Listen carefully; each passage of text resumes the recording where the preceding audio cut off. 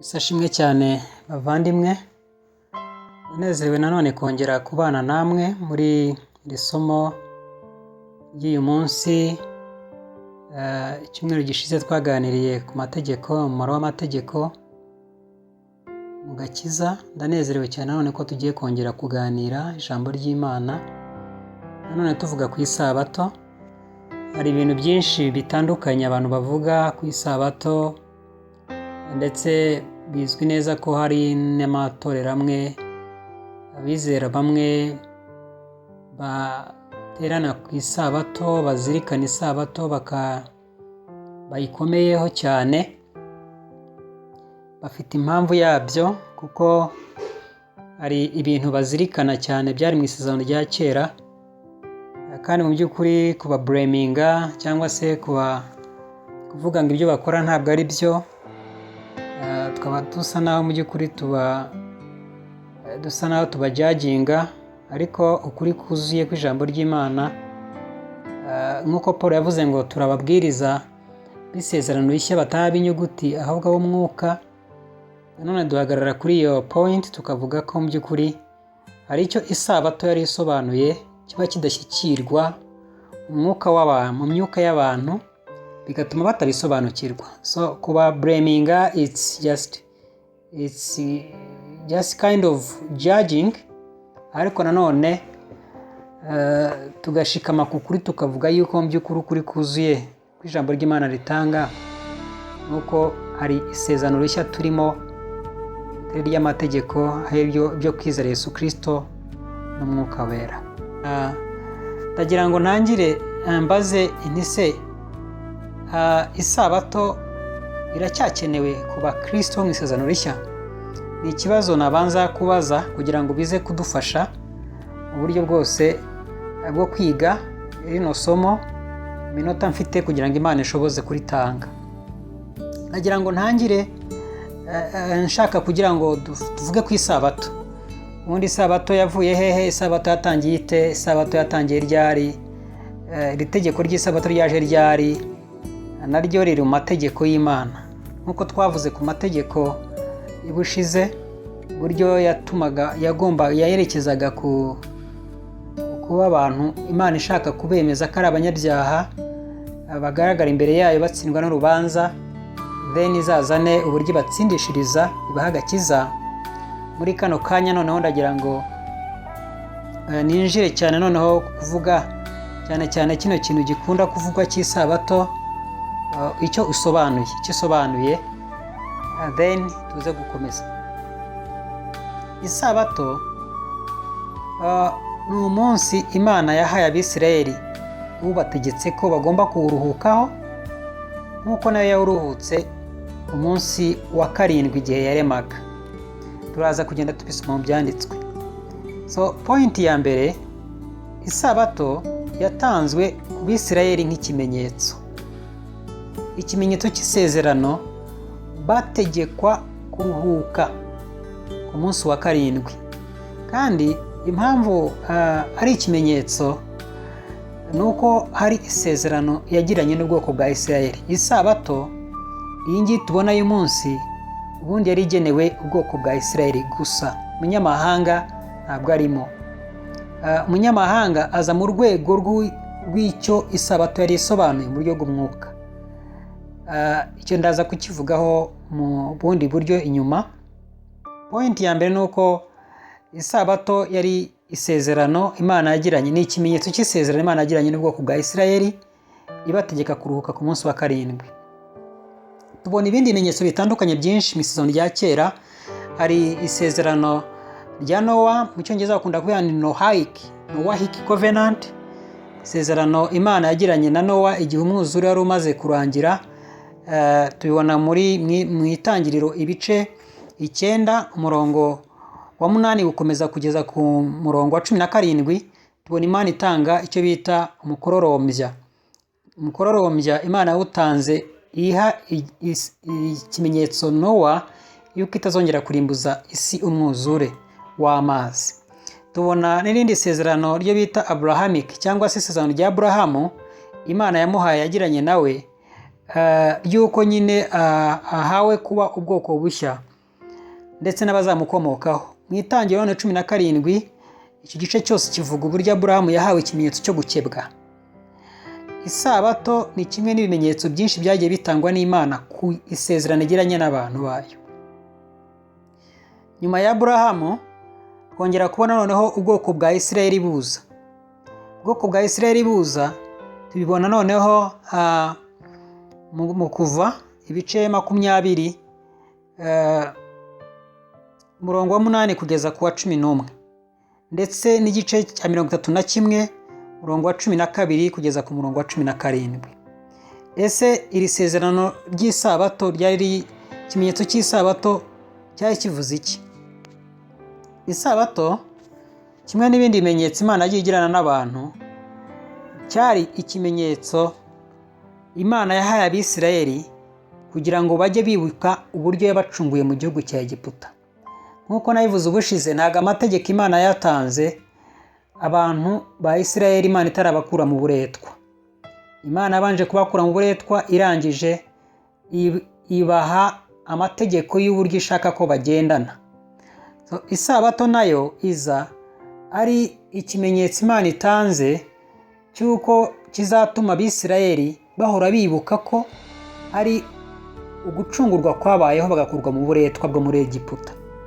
Uyu munsi rero wari umunsi wo kuruhuka, wari umunsi wo kwishima no kunezerwa, inyamaswa zikaruhuka, abakozi imbata mu rugo, abakozi b'imbata bakaruhuka, n'abana bakaruhuka, n'ababyeyi bakishimira kunezerwa no gutekereza ikintu Imana bakoreye ibakura mu buretwa bwo muri Egiputa. Ndaza kubisobanuraho. Byari bisobanuye iki? Yenda kuvuga ibyo byari bisobanuye, reka mbanza nsome ino mirongo ibice 20 byo Kuva ku murongo wa 8 kugeza ku murongo wa 11. Ndagira ngo masome kugira ngo bidufashe. Ndagira ngo mpere kuri murongo avuga ngo wibuke kweza umunsi w'isabato, iminsi 6 ujye ukora, abe ariyo ukoreramo iminsi yawe yose, ariko uwa 7 niwo sabato y'Uwiteka Imana yawe. Ntukagire umurimo wose uwukoraho, wowe ubwawe cyangwa umuhungu wawe cyangwa umukobwa wawe cyangwa umugaragu wawe cyangwa umuja wawe cyangwa itungo ryawe cyangwa umunyamahanga wawe uri iwanyu, kuko iminsi 6 ariyo Uwiteka yaremeyemo ijuru n'isi n'inyanja n'ibirimo byose, ikaruhukira ku wa 7. Cyo cyatumye Uwiteka aho umugisha umunsi w'isabato akaweza. Iri ni itegeko Imana ihaye Abisirayeli. None nashaka kugira mbereke ko isabato ntabwo ari inzaduka, ahubwo Imana yayitanze nk'ikimenyetso cy'isezerano Imana igiranye n'Abisirayeli. Ibice 31 byo mu Kuva n'ubundi murongo wa 12 kugeza kwa 17 kugira ngo naho masome. Aravuga ngo Uwiteka abwira Mose ati, kandi ubwire Abisirayeli uti, ntimukabure kuziririza amasabato yanjye, kuko ari ikimenyetso hagati yanjye namwe mu bihe byanyu byose. Ni ikimenyetso, ibyo navugaga, ni ikimenyetso hagati y'Imana n'Abisirayeli, kugira ngo mumenye yuko ndi Uwiteka ubeza. Nuko mujye muziririza isabato, kuko ari iyera kuri mwe. Uyiziruye ntakabure kwicwa.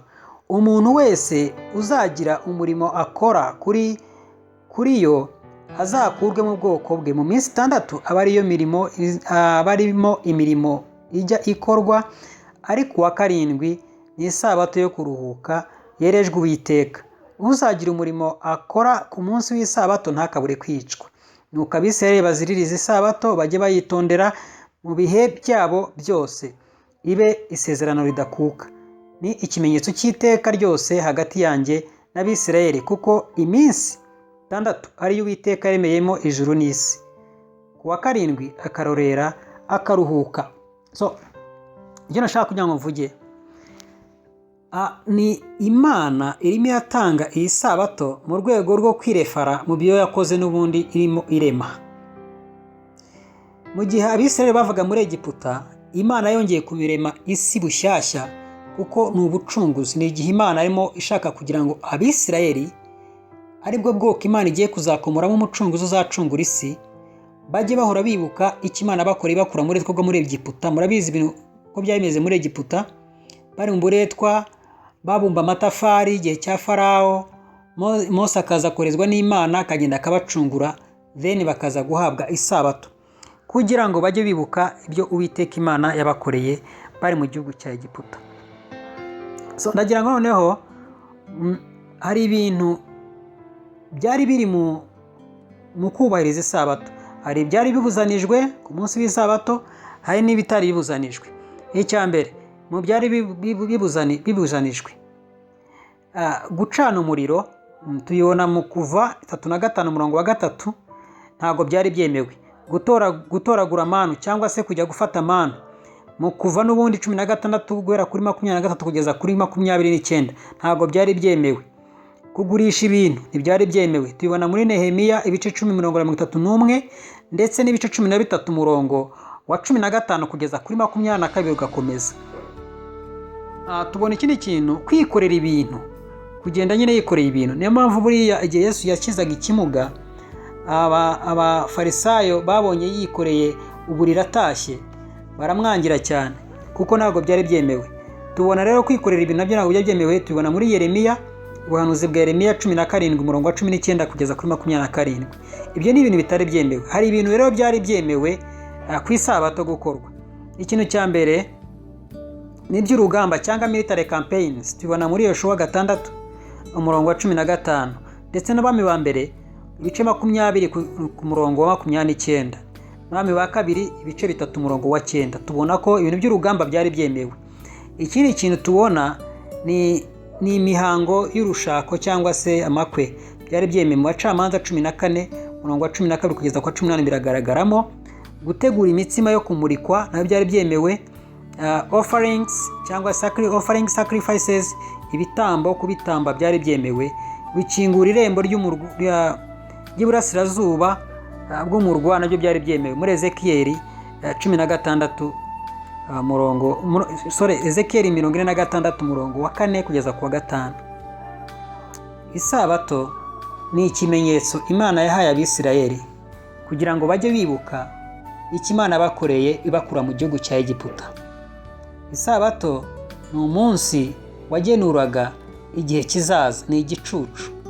Kimwe n'ibindi bintu byakorwaga by'imihango mu isezerano rya kera, byashushanyaga ibindi bintu by'ukuri bizabonekera muri Kristo, ndetse n'abizera bimwe bagitegereje mu gihe kizaza, ubwami bwo mu ijuru.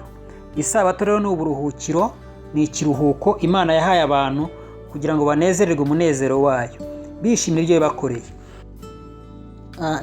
Dukomeje ku isabato, yari ivuze iki? Byari bimaze iki kugira isabato? Kuki Imana yategetse Abisirayeli kugira isabato? Ndagira ngo noneho turebe mu gutegeka kwa 2 ibice 5 umurongo wa 12 aho duhera tugeze kwa 14. Aravuga ngo, ziririza umunsi w'isabato kugira ngo uweze, uko Uwiteka Imana yawe yagutegetse.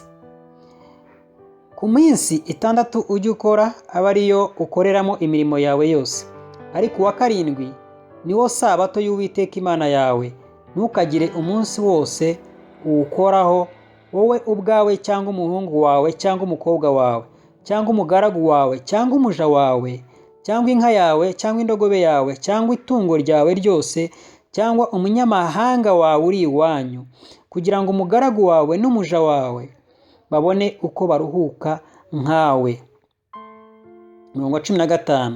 Kandi ujye wibuka yuko wari umuretwa mu gihugu cya Egiputa, Uwiteka Imana yawe ikagukuzaho amaboko menshi n'ukuboko kurambutse. Nicyo cyatumye Uwiteka Imana yawe igutegeka kuziririza umunsi w'isabato. Aha haragaragaza impamvu Imana yatumye itegeka kuziririza umunsi w'isabato. Ni ukugira ngo bajye bibuka ko bari abaretwa mu gihugu cya Egiputa, then bajye baramya Imana bayinezererwa, bajye bafata umwanya bareke gukora, bicare hamwe n'ibyo batunze byose n'abagaragu babo nabo ubwabo bicare bagume mu rugo. Ikintu ngo gitumye bicarayo ikintu gishimishije, ngo ni ukwibuka. Umurongo wa 15 ngo kandi ujye wibuka yuko wari umuretwa mu gihugu cya Egiputa, Uwiteka Imana ikagukuzaho amaboko menshi n'ukuboko kurambutse. Nicyo cyatumye Uwiteka Imana yawe igutegeka kuziririza umunsi w'isabato. Icyatumye Imana itegeka Abisirayeli kuziririza umunsi w'isabato ni ukugira ngo bajye bibuka ko bari abaretwa mu gihugu cya Egiputa. So isabato ni iki rero sasa? Isabato ni uburuhukiro. Ubu buruhukiro Imana yabugeneye abantu b'Abisirayeli, ariko ni uburuhukiro bwari igicucu, bwagenuraga ubundi buruhukiro buzaza muri Kristo. Turaza kubibona mu Baheburayo ibice 4. Ubu buruhukiro abakristo abizera bavuye mu mahanga atandukanye bagombaga kubwakirira muri Kristo. Uku kuruhuka iki? Kuruhuka uburetwa bw'icyaha, kuruhuka uburetwa bw'urupfu, kuruhuka uburetwa bw'inkuru mbi twakiriye muri Adamu yo gutandukana n'Imana, kuruhuka uburetwa bwo kuba imbata z'ibyaha. Imana irababwira ngo bajye bibuka ko bari abaretwa mu gihugu cya Egiputa. Twebwe ntabwo ducungurwa dukurwa muri Egiputa, ducungurwa dukurwa mu cyo Egiputa yasobanuraga. Egiputa yasobanuraga uburetwa bw'icyaha. Imana ibwira Abisirayeli ngo bajye bagira amasabato, bibuke ko bari abaretwa mu gihugu cya Egiputa, bitume bashima Imana. Imana ikabakuzaho amaboko akomeye.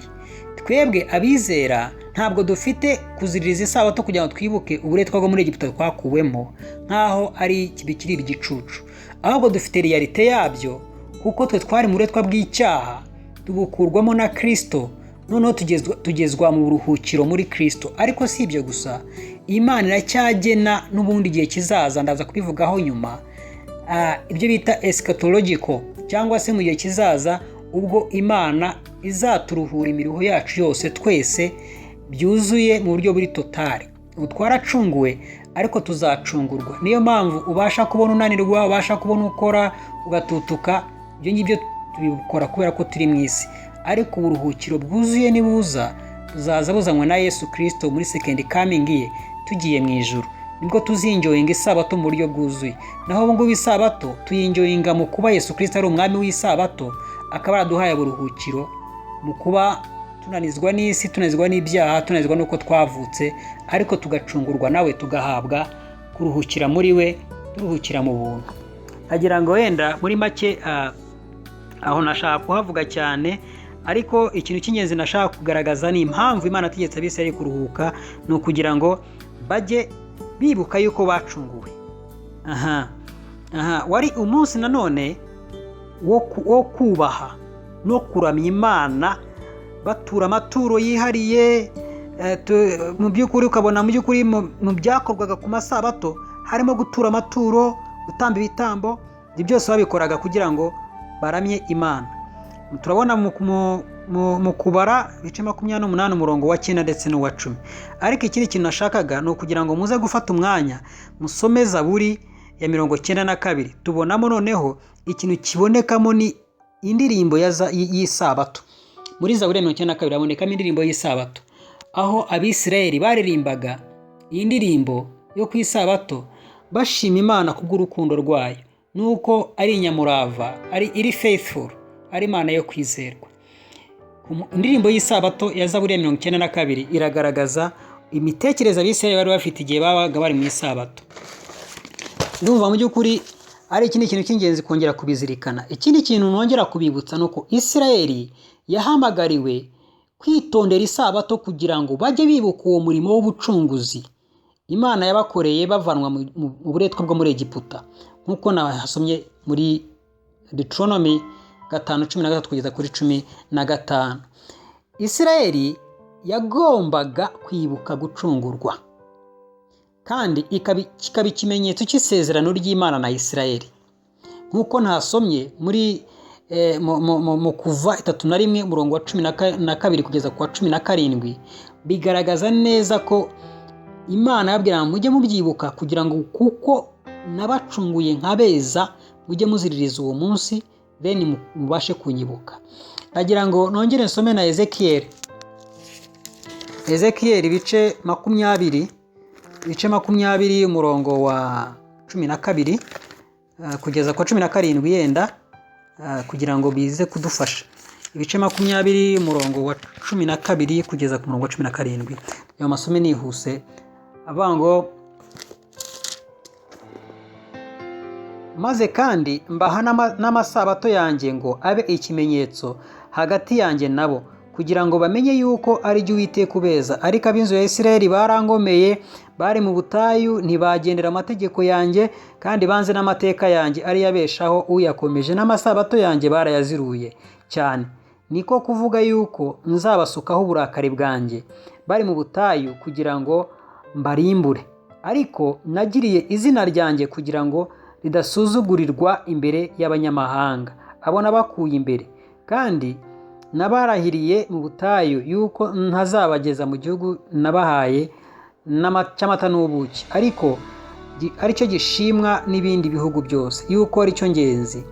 Kuko banze amateka yanjye, ntibagendere mu mategeko yanjye n'amasabato yanjye, bakayazirura, ahubwo imitima yabo yakurikiye ibigirwamana byabo. Ariko ijisho ryanjye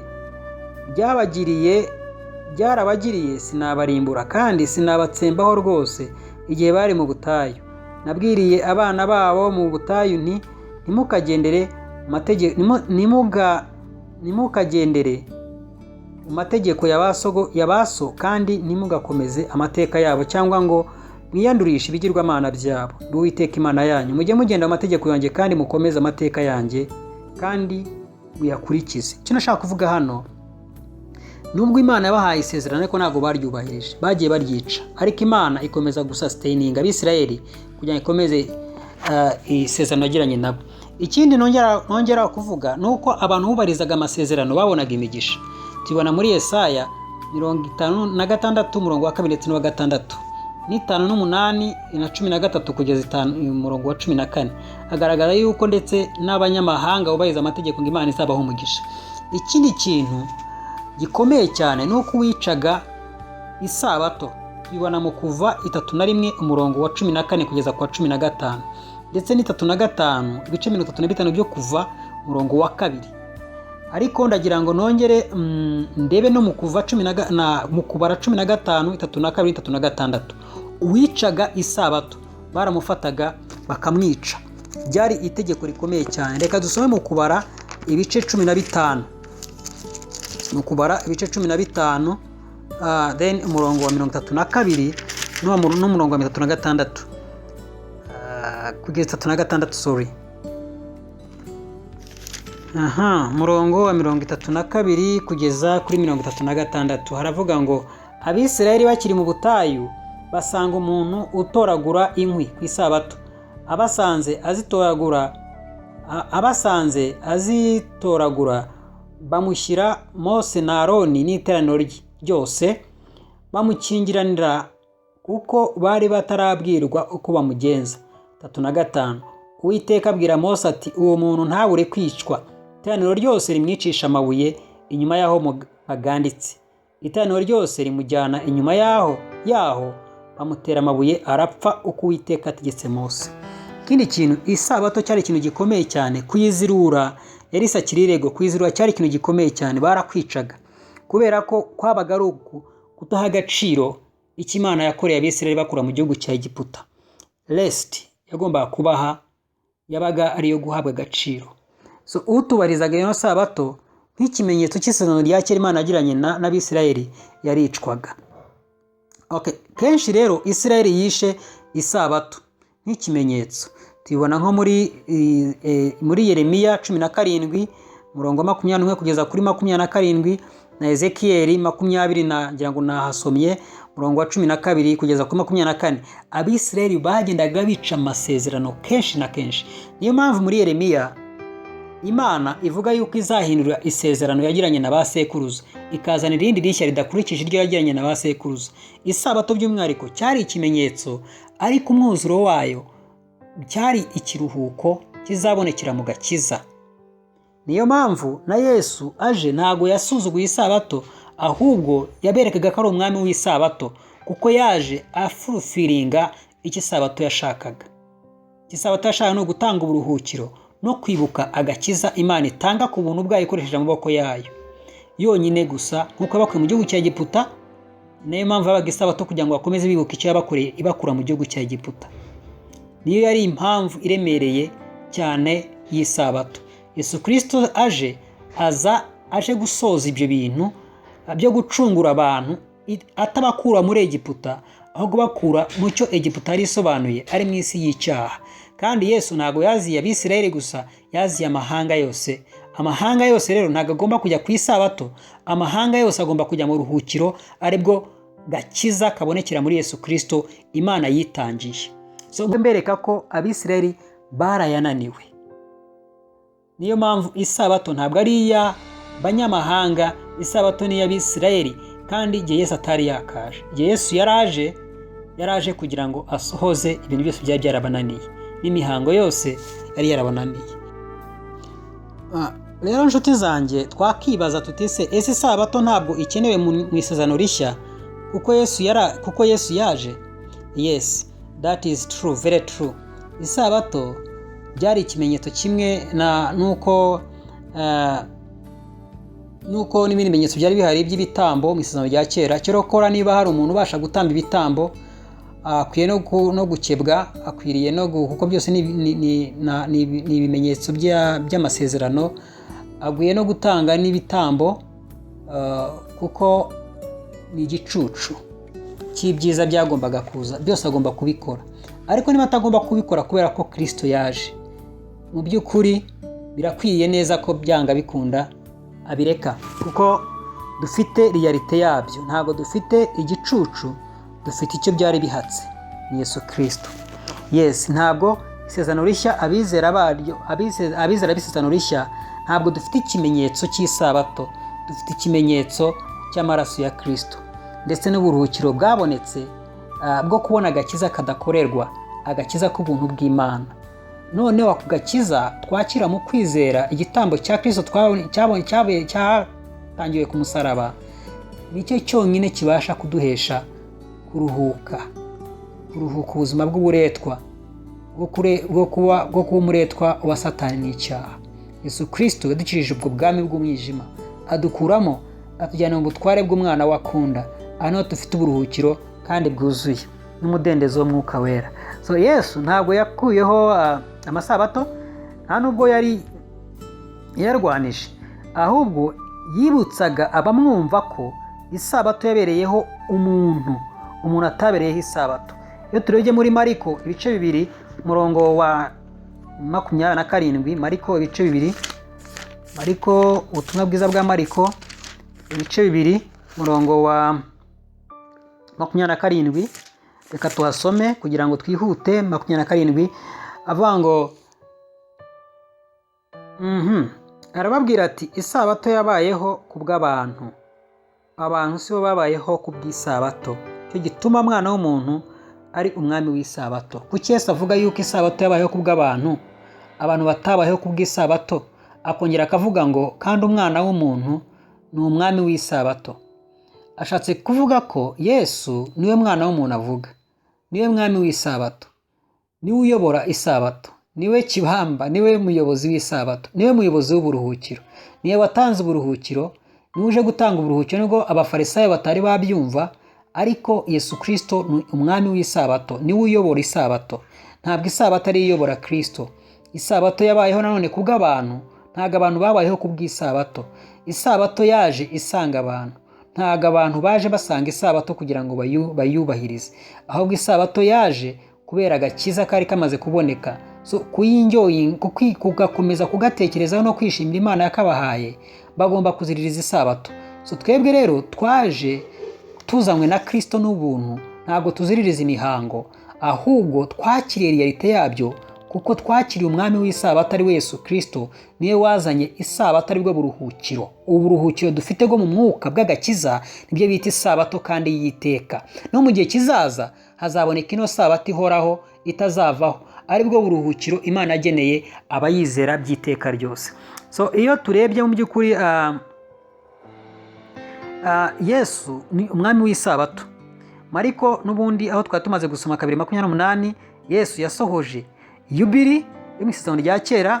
Muri Luka ibice 4 umurongo wa 16 kugeza kuri 21, ndetse iyo turebye no muri Leviticus cyangwa se Abalewi 25 tubona icyo bita yubiri, cyangwa se imyaka 50 yashiraga umuntu wese wari uboshye akabohorwa. Ibyo bintu byose Yesu yaje arabisohoza.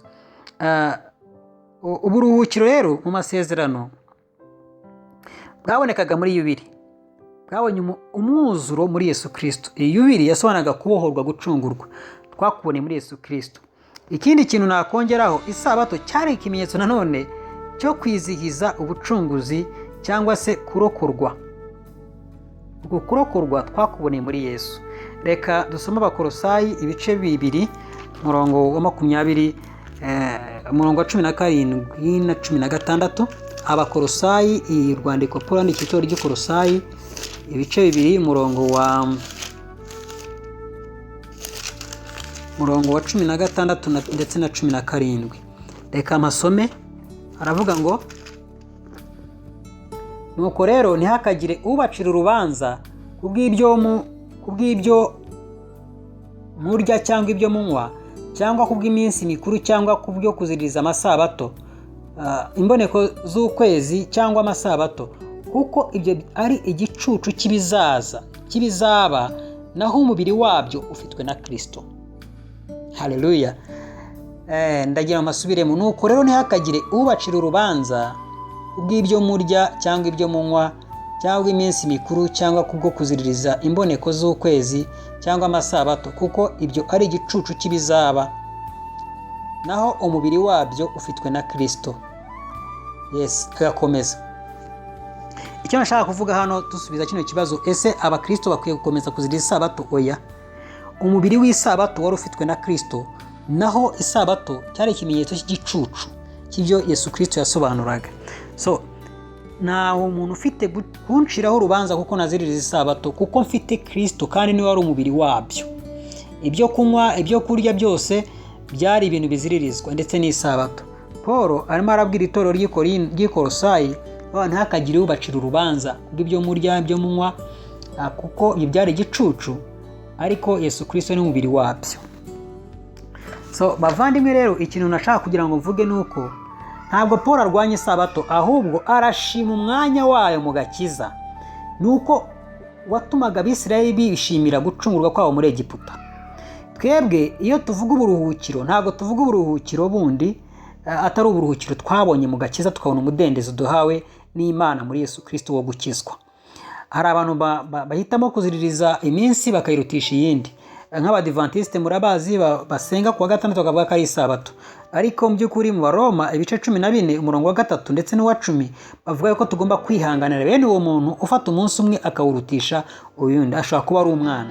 Kandi nawe ufata umunsi akawurutisha indi, ntacire urubanza kufata iminsi yose akayinganya. Ni itorero rya Kristo. Ntabwo dufite gusenga kuwa gatandatu nk'umunsi w'isabato, dufite kwizihiza isabato by'iteka ryose igihe tumaze kwizera Yesu Kristo, twishimira agakiza Imana yaduhaye.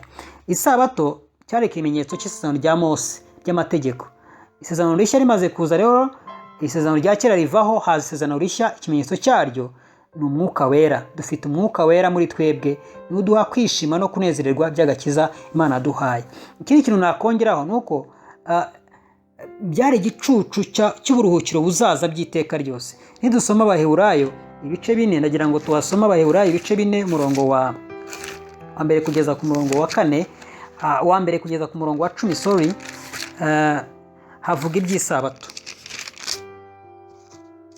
Ibice 4 umurongo mbere kugeza kwa. Nuko rero ubwisezerano ryo kwinjira muri ubwo buruhukiro bwayo rikiriho, dutinye kugira ngo ahari hatagira uwo muri mwe wasa naho atarishyikira, kuko natwe twabwiwe ubutumwa bwiza nk'aba bandi, nyamara ijambo bumvise ntiryabagiriye umumaro, kuko abaryumvise bataryakiranye umutima wizera. Naho twebwe ubwo twizeye twinjira muri ubwo buruhukiro, ubwo yavuze iti, narahiranye umujinya wanjye nti ntibazinjira mu buruhukiro bwanjye. Uburuhukiro bavuga ni ubw'isabato, aribwo Imana yaruhutse irangije imirimo yayo imaze kurema isi. Umurongo wa 4, kuko hariho aho yavuze iby'umunsi wa 7 iti, Imana yaruhutse imirimo yayo yose ku munsi wa 7, kandi nanone ngo ntibazinjira mu buruhukiro bwanjye. Nuko rero ubwo hasigaye, ubwo bisigariye bamwe kubwinjiramo, n'abandi ba kera bumvise ubutumwa bwiza bakaba mbujijwe kwinjiramo no kutumvira, Imana yongera gutoranya umunsi ari wo uyu munsi ivugira mu kanwa ka Dawidi, nubwo hashize igihe kirekire cyane ya magambo yamaze kuvugwa haruguru ngo uyu munsi nimwumva ijwi ryayo ntimwinangire imitima. Yoshuwa abaruhura Imana ntiyajyaga kuvuga hanyuma iby'undi munsi. Nuko rero ubw'ibyo haracyariho uburuhukiro bw'isabato bubikiwe abana b'Imana cyangwa abantu b'Imana, kuko uwinjiye mu ruhukiro bwayo nawe aba aruhutse imirimo ye nk'uko Imana yaruhutse iyayo. Kwinjira mu ruhukiro bw'Imana ni iki? Ni ukwinjira muri Kristo. Nibwo buruhukiro Imana yagennye, tukinjira muri Kristo. Ikindi cya kabiri ni ukumenya ko muri Yesu Kristo iyo tumaze kumwizera tukakira uwo mudendezo wo kubabarirwa ibyaha by'iteka ryo tugakurwaho umujinya n'urubanza by'ibyaha byacu, tubona ibyiringiro by'ubugingo bw'iteka, ibyo bita eschatological hope cyangwa eschatology cyangwa ibintu by'igihe kizaza. Iyi eschatology ivuga mu Baheburayo ibice 4:1 kugeza ku wa 10 ni ibyiringiro abizera bafite nubwo bananirwa, nubwo bakubitwa n'ubuzima mu isi, nubwo bahura n'ibibagora n'ibaca intege, ariko bafite ibyiringiro ko bafite kuruhuka imiriho n'imihate yabo igihe bazaba bari kumwe n'Imana by'iteka ryose mu bwami bwo mu ijuru. Ibyo byiringiro bihari, iyi sabato dufite muri Kristo twakire mu kwizera iduha ibyiringiro byo kuzabana n'Imana. No mu ngorane ducamo za buri munsi twongera kwishimira isabato twakiriye, ko twakijijwe umujinya w'iteka, tukaba dufite ibyiringiro byo kuzabana n'Imana, umunezero w'iteka ryose tuyishimira ko yadukijije kubw'urukundo rwayo, ndetse tumanitse amaboko by'iteka ryose. Kandi aba bantu ni abantu bazavuye mu mahanga atandukanye, ni abantu bakijwe bw'ubuntu bw'Imana, batakomeje amasabato ngo bemerwe, ahubwo bakiriye iki sabato yari isobanuye muri Kristo, kwishimira agakiza k'ubuntu bw'Imana. Hano hantu nagira ngo mvuge noneho ku munsi w'umwami. Abantu benshi bakunda kuvuga bati se okay, turabyumva ntago isabato iduha agakiza, ariko tugomba kuyumvira kuko tugomba no guterana tugasenga, tugomba no gusenga kuri uwo munsi bakadisikita. Ariko ndagira ngo babwize ukuri ko mu bizera bo hambere itorero gitangira, amateka agaragaza ko batigeze bagira izo discussion. Bari bazi neza ko umunsi umwami Yesu yazukiyeho niwo munsi bagombaga guteraniraho bakamanyura imitsima bagasangira. Niwo munsi bagombaga guterana. Uwo munsi wari ku cyumweru, ntabwo wari ku wa gatandatu, wari ku cyumweru. So rero ibyo bintu byaje kugenda biza bavuga ngo ni imihango, ngo ni umunsi ngo no gusenga ngemazuba, ngo n'ibiki byose impamvu bita ngo ni sunny day, bagenda babishyiraho. Ariko twebwe abize ntabwo dufite kuvuga ngo bashyizeho ku wa gatatu, bashyizeho ku wa gatanu, bashyizeho ku wa kangahe. Impamvu abizera bakomeje uriya munsi wo ku cyumweru gusenga nuko ni umunsi Yesu Kristo yazukiyeho. So noneho ibyo gusenga ku wa gatandatu ntabwo by'ukuri abandi babihinduye kubera impamvu bavuga ngo ni ibigirwamana, ngo ni ugusenga izuba, kuko babise ngo ni Sunday. So rero kuki abizera noneho Kristo batafite gukipinga isabato mu buryo amategeko abivuga, bagomba kuyikipinga ubundi buryo bategereje kuzabona uburuhukiro bw'iteka, ariko banishimira uburuhukiro bahawe muri Yesu? Ni ryari bakwiye gusenga? Turabibona rero muri Acts ibice 20:7 tubona ko abantu b'Itirowa, abizera b'Itirowa bari bahuraga ku munsi wa karindwi, umunsi w'umwami. Ibice 20:7 muze kwasoma. Paul, ikindi kintu itorero ry'i Korinto tubona ko Paul aribwira ngo bategure amafaranga yo gufasha abakene hari ku munsi w'umwami, ku munsi wa mbere w'icyumweru. Uno umunsi ni umunsi w'umuzuko wa Yesu, ni umunsi w'umwami. So umunsi wa mbere rero w'icyumweru wari umunsi Yesu yazutseho. Tubona mu Bakorinto ba mbere ibice 16:2. Yohana yumvise ijwi ku munsi w'umwami, tubona mu byahishuwe igice cya 1:10. Tubona ko Yohana nawe yabonye ngo yumvise ijwi ry'umwami ku munsi w'umwami. Iryo jwi rero umunsi w'umwami bavuga mu isezerano rishya ni umunsi Yesu Kristo yazukiyeho. Ikindi kintu ifite inkomoko mu muzuko wa Yesu. Nibwo yiyeretse intumwa ze. Turasome muri Yohana, ubutumwa bwiza bwa Yohana ibice 20. ubutumwa bwiza bwa Yohana ibice 20, ibice 20 umurongo wa 19 aravuga ngo nuko kuri uwo munsi bugorobye ari wo wa mbere w'iminsi 7 abigishwa bari bateraniye mu nzu inzugi zikinze kuko batinyaga abayuda. Yesu araza ahagarara hagati yabo arababwira ati amahoro abe muri mwe. Amaze kuvuga atyo abereka ibiganza bye n'urubavu rwe. Abigishwa babonye umwami baranezerwa. Yesu yongera kubabwira ati amahoro abe muri mwe. Uko data yantumye niko nanjye mbatumye. So uyu munsi bavuga w'iminsi 7, umunsi wa mbere w'iminsi 7 ni ku cyumweru. Niyo mpamvu abizera aba protesta basenga baterana ku cyumweru. Ntabwo ari uko yenda ari umunsi uruta iyindi, nuko ari umunsi bahisemo ubafasha guteranira hamwe bakazirikana ko barakijijwe kandi nawo munsi Yesu Kristo yazukiyeho umunsi wa mbere w'icyumweru. Niyo mpamvu ikindi kintu nshaka kuvuga, ubutumwa bwiza bw'indatana cyangwa se Mariko, Luka na Matayo bwerekana ko Yesu yazutse kuri uwo munsi. Nimuzayibona muri Mariko 16 umurongo wa 2, muri Luka 24 umurongo wa 1 ndetse na Matayo 28 umurongo wa 1. Uyu munsi wo ku cyumweru cyangwa umunsi w'umwami ni umunsi w'umuzuko we. Niyo mpamvu abizera uterana ku munsi wo ku cyumweru, ni umunsi wa mbere w'icyumweru. Ndagira ngo mbibutse ibindi bintu kugira ngo ntaza kubyibagirwa. Isabato ni umunsi wo kwishimisha no kunezererwa iby'Imana yadukoreye. Abisirayeli bafite nk'igicucu bishimira gucungurwa bakura mu buretwa bwo muri Egiputa buri fiziko, ariko bwagenuraga ubundi buretwa bwo mu mwuka bw'icyaha. Twe isi yose n'abanyamahanga twishimira umunezero n'uburuhukiro Imana duhaye muri Kristo no gukira imihate n'akababaro k'umujinya w'Imana muri Yesu Kristo ko yamusutseho umujinya wayo kubera ibyaha byacu. Bituma twishima. Iyo isabato turayifite, tuyibona kubwo kwizera, ariko tuzinjoyinga isabato yuzuye mu bwami bwo mu ijuru. Ibindi bintu, indirimbo y'isabato yo gusingiza Imana Abisirayeli bakoraga muri Zaburi 92 ngeze kubabwira, bashima Imana bw'urukundo rwayo no kubwo ari Imana ikomeza isezerano ryayo. Ibi ngibi kubizera kugeza ubu ngubu twebwe turabyinjoyinga tukabinezererwa kubera ko tuzi ko urukundo rwayo muri Yesu Kristo ko Imana akunze abari mu isi cyane byatumye itanga umwana wayo w'ikinege. So guhura tukanezerwa, tukaramya, tukaririmba, tukishima, biragaragaza ko twishimira isabato twakiriye muri Kristo, uburuhukiro twakiriye muri Kristo, kuba twarahawe ubugingo bw'iteka muri Kristo, ko twacunguwe, bituma turamya Imana. Ikindi Isirayeli yagombaga kuzirikana isabato kugira ngo bajye bahora babyibuka, kudacogora kwibuka ko bacunguwe. Niyo mpamvu y'amateraniro yacu, impamvu yo kuvuga ubutumwa kwacu, impamvu yo kwishimira agakiza. Ntabwo ari uko ari ukugira ngo Imana itwemere, nuko Imana yatwemeye muri Yesu.